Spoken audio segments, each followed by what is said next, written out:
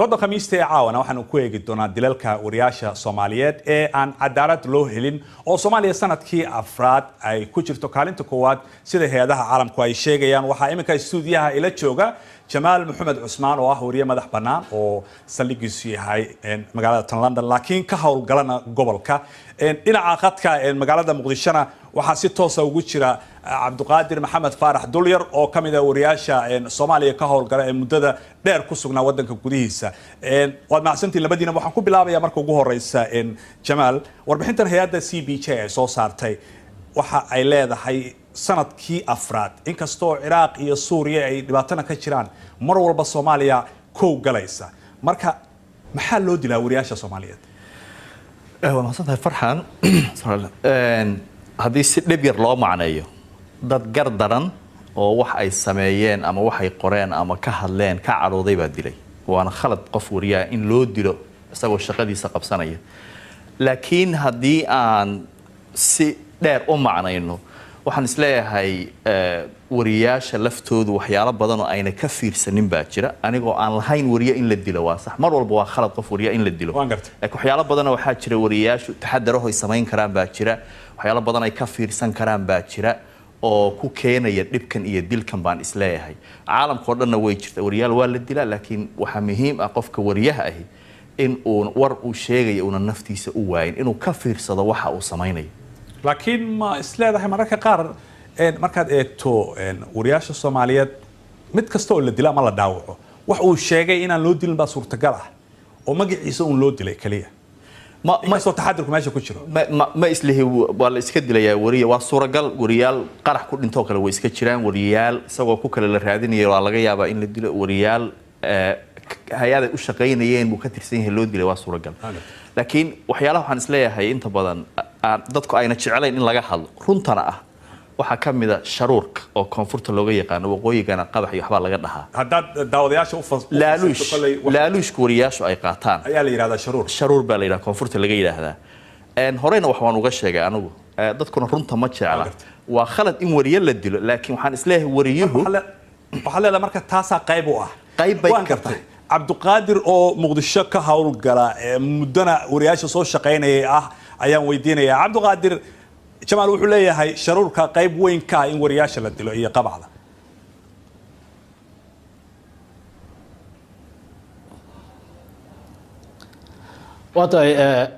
waa mahadsantahay Farxaan iyo ninka Jamaal labadiina waa idin mahad celinayaa iyo BBC da runtii anigu ma qabo arinta sharuurka inay sabab u tahay waa ka weyn tahay sababta loo dilo maaragtay suxufiga sharuurka ama lacagta laaluushka la yiraahdo de waxaan maleynayaa wax iska waadax ah oo bulshada dhanba de iska wada fahmi karto waaye haddii laaluushka uu la jeedo lacagaha la charge gareeyo wararka ama xayeysiinimada ama maaragtay wariyuhu shaqada uu qabanayo de taasi office walba oo maanta Soomaaliya kamid ah ama ka jira ayay ka jirtaa magacyo kalaba ha loola baxo isagoo sharuur u bixiyo laakiin fududeyn ha loo bixiyo ama ha la yiraahdo maaragtay siyaabo kale laakiin waa wax iska caadi ah mana qaba anigu marka arintaas inay tahay arin wariyaasha loo dilo arinta wariyaasha loo dilo waa arrimo kale oo ka waaweyn marka hore waxay kala sameyn yihiin bulshada ayay waxay kala sameyn yihiin dhibaatada iyo mushkiladda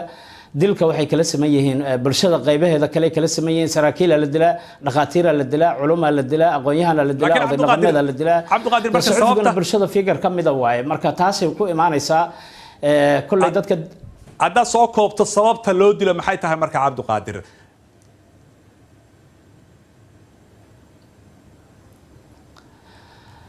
sababta horta Allahu yaclam sababta loo dilayo oo hadda ma oran karno nabadoonka maxaa loo dilay sababta loo dilay nabadoonka maxay tahay ma la oran karo dhakhtarka maxaa loo dilay ma oran karo culimada maxaa loo dilay dhalinyarada maxaa loo dilay laakiin waxaan u soo koobi karaa inuu yahay suxufigu qof bulshada magac ku dhex leh qof shaqeynaya qof saameyn leh qof hadii la waxyeeleeyo ay bulsho fara badan dareemi karto ama ay ka saameyn karto ilaa xataa yani beesha caalamku inay ka hadasho hay'adaha xuquuqda inay ka hadlaan inay ilaa maaragtay wakiilka qaramada midoobay ka hadlo inay maaragtay madaxda sare dalku ka hadasho waa qof magac ale magacaas uu leeyahay suxufiga ayaa loo dilayaa in lacag iyo laaluush loo dilayo taasi waxaan maleynayaa inay arin xadgudub ku tahay suxufiga waa gartay waxaan ka xumahay codka aad u soo daahaya waan isla garanay wariyaha in la dilay inay khalad tahay waa xaq darro waana gar darro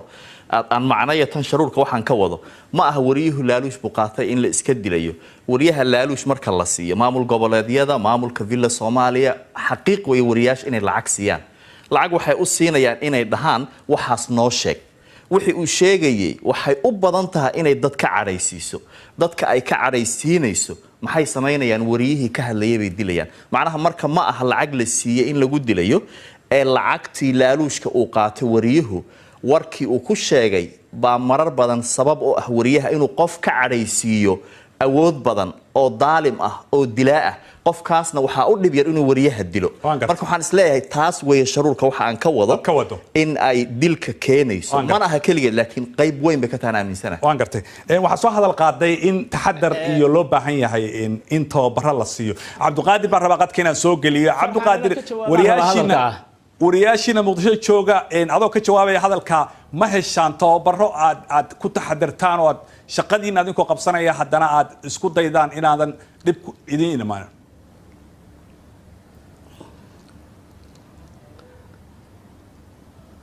waxaan u malaynayaa wariyaasha Muqdisho hadda aniga kulay hadda matalaya aniguna experience 28 sano ka badan ayaan saxaafadda ku jira waa dareemi kartaa malaayiin journalism inaan qaatay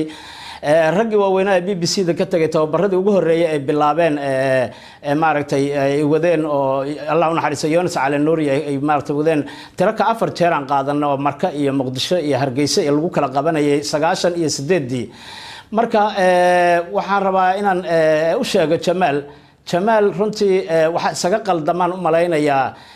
suxufiyiinta wuxuu sheegay inuu villa Soomaaliya iyo madaxda dawladda iyo maaragtay shakhsiyaad iyo inay dad lacag siiyaan waxaan malaynayaa social media iyo suxufiga isaga qaldamay social media qof lacag waa la siin karaa waxna wuu u daabici karaa laakiin ma qaba anigu suxufi madaxtooyada ama villa Soomaaliya intay lacag siiso waxaas ii sheeg tiraado ama inta hebel lacag siiyo waxaas ii sheeg yiraahdo saxaafaddu waxaan malaynayaa stationka ama idaacadda ama TV-ga policy uu leeyahay editorial uu leeyahay wuxuu leeyahay tafaftir uu leeyahay mararka qaar qaladaad waa ka dhacaan laakiin ma u malaynayo inay qof laaluushkiis ku shaqeeyaan way u xayeysiin karaan mararka qaar doorashooyinka iyo electionada waa aragteen oo malaynaa in loo saaro taasina waa business laakiin ma u malaynayo in lacago la siiyo saxaafadda ay soo noqon karto dilka suxufiyiintu inkastoo ay qadar alla tahay waxaa sabab oo ah bulshada kale ayuu kala wadaagaa dilka waan gartay waxaad tiri shirarka markii la qabto marka la qabto kale wax qarsoon ma aha wariyaasha kaalaya la dhaha lacag baa loo qaybiya marka yana waxba ku celcelinin macnaha qayb bay ka tahay aan ka gudubna marka maxaa marka loo heli laayahay hay'adan CPJ waxay leedahay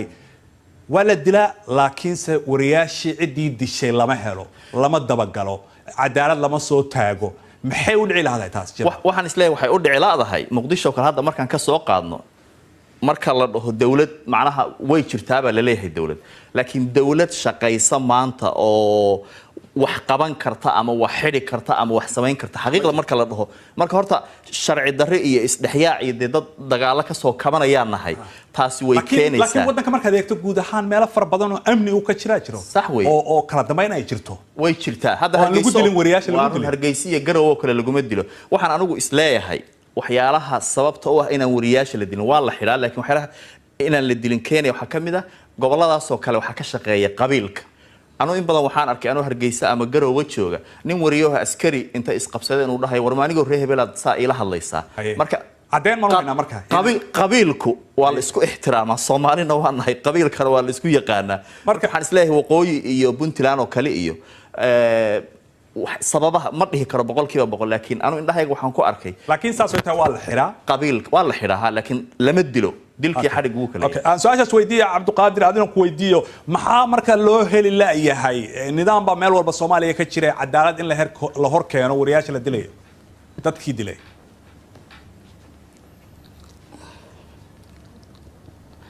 waa mahadsantahay Farxan inta badan dalka dawladda ka jirta dawladda federaalka ama dawladihii hore ha ahaato ama dawladda hadda shaqeynaysa ha ahaato runtii way dadaalaan waxaa jira suxufiyiin fara badan oo la dilay oo dadkii dilay la soo qabtay oo maxkamad la saaray oo la toogtay cadaaladda la marsiyaa jira kuwa qaarkood hadda xiranaa jira oo gacanta lagu hayo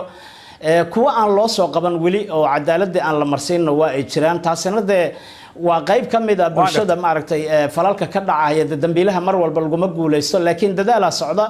dowladuna way dadaashaa waana la soo qabtaa deegaanada kale to amniga ah sida dhinaca Somaliland iyo Puntland iyana hada iyagana waxa weeye saameynta colaadeed ama saameynta ay dadka wax falalka geysanaya ay ku leeyihiin koonfurta ayaa xagga ku yar waqtiga naga dhamaanaya soo ganaanadayna ugu dambeyn maxaa xal ah baad leedahay anu waxaan isleeyahay qofka wariyaha ah yes dad baa kambaniyadan iska leh dad baa ka faa'iida wariyuhu inta badan waxay u badan tahay inaan xataa mushaar fiican la siinin in uuna naftiisa u halaagin war uu samaynayo uu ka fiirsado waxa uu sheegayo yaa ka caroonaya waad ogtahay farxaan oo meelahan markaan barnaamijyo samaynayno risk assessment baan samaynaa barnaamij walba oo la samaynayo waa la qiimeeyaa maxaa ka imaan kara maxaa igu dhici kara sidee baan uga badbaadi karaa marka wariyaasha qaarkood hadday rabaan wax muhiim ah inay sheegaan magacooda ka dayn karaan ama dad kale u gudbin karaan siyaabo badan waxa jira loo badbaadi karo aad iyo aad baad u mahadsan tahay Jamaal Cabduqaadir Maxamed Faarax Dulyar adiguna aad baan kugu mahad celinayaa inta ayaan ku soo gabagabaynaynaa barnaamijkeena caawa oo aan kaga doodaynay dhibaatada haysata wariyaasha suxufiyiinta Soomaaliyeed intaan mar kale dib u kulmayna dhamaantii waxaan leenahay habeen wanaagsan